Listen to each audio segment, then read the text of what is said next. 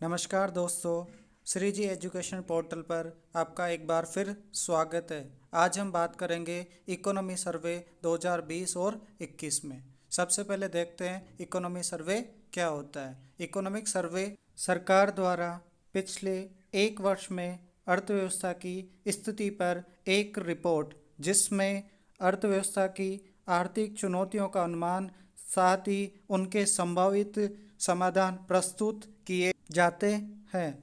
आर्थिक समीक्षा वित्त मंत्रालय प्रस्तुत करता है। बजट पेश करने से पहले दोनों सदनों में ये रिपोर्ट प्रस्तुत की जाती है। आर्थिक समीक्षा को मुख्य आर्थिक सलाहकार के निर्देशन में तैयार किया जाता है। वर्तमान में मुख्य आर्थिक सलाहकार डॉक्टर कृष्णमूर्ति सुब्रमण्यम है। साथ ही हमारे देश के वित्त मंत्री श्रीमती निर्मला सीतारमण है। दोस्तों, अब बात करते हैं आर्थिक समीक्षा के इतिहास की। आर्थिक समीक्षा पहली बार 1950-51 में प्रस्तुत की गई। उसके बाद 1964 तक ये बजट के साथ प्रस्तुत की जाती थी। वर्ष 1964 के बाद अर्थव्यवस्था को बजट से 1 दिन पूर्व प्रस्तुत किया जाने लगा। वर्ष 2015 तक आर्थिक समीक्षा एक खंड में प्रस्तुत की जाती थी। वर्ष 2015 अर्थव्यवस्था 2 खंडों में प्रस्तुत की जाने लगी, जिसमें पहला खंड अर्थव्यवस्था की आर्थिक स्थिति को दर्शाता है, जबकि जो अर्थव्यवस्था का दूसरा जो खंड है वह अर्थव्यवस्था के सभी क्षेत्रों की विस्तृत समीक्षा को प्रस्तुत करता है।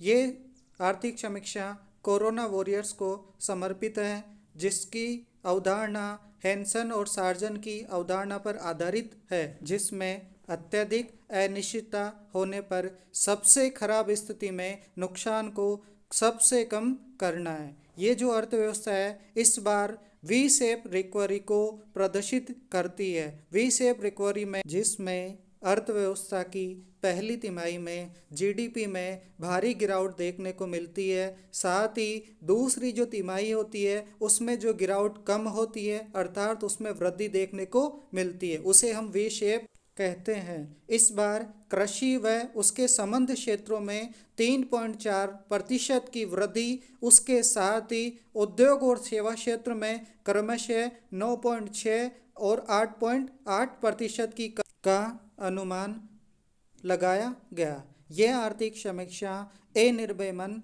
ए माइंड विदाउट फियर के कॉन्सेप्ट पर आधारित है, जिसका संबंध रविंद्रनाथ टैगोर से है। यह आर्थिक समीक्षा 4th पिलर स्ट्रेटजी पर आधारित है, अर्थात 4 आयामों वाली रणनीति, जिसमें पहला कंटेनमेंट, दूसरा फिस्कल, तीसरा फाइनेंशियल और चौथा लॉन्ग टर्म स्ट्रगल रिफॉर्म है।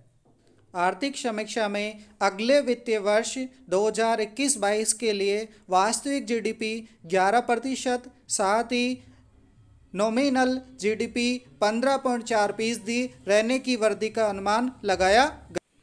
इमर्जिंग मार्केट के क्षेत्र में वर्ष 2020 में फॉरेन इंस्टीट्यूशनल इन्वेस्टमेंट अर्थात FII इक्विटी के रूप में सर्वाधिक $9.8 बिलियन भारत को प्राप्त हुआ।